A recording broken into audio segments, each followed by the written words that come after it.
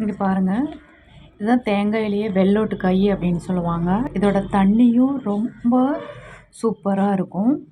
நல்லா இனிப்பாக நல்லா சுறுசுறுன்னு இருக்கும். அதே மாதிரி இதில் நிறைய குளுக்கோஸ் சத்து நிறையா இருக்குது. அதே மாதிரி உங்களுக்கு நெஞ்சு பலமாக இருக்கணும், அப்புறம் உடம்பு வந்து ஸ்ட்ரென்த்து கம்மியாக இருக்குது அப்படிங்கிறவங்களுக்கு வந்து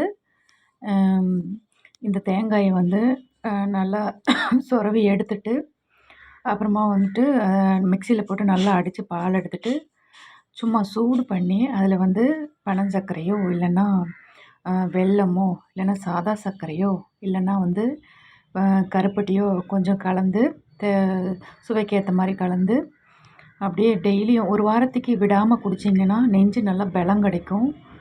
அப்புறம் வந்து ஸ்ட்ரென்த்து நல்லா கூடும்.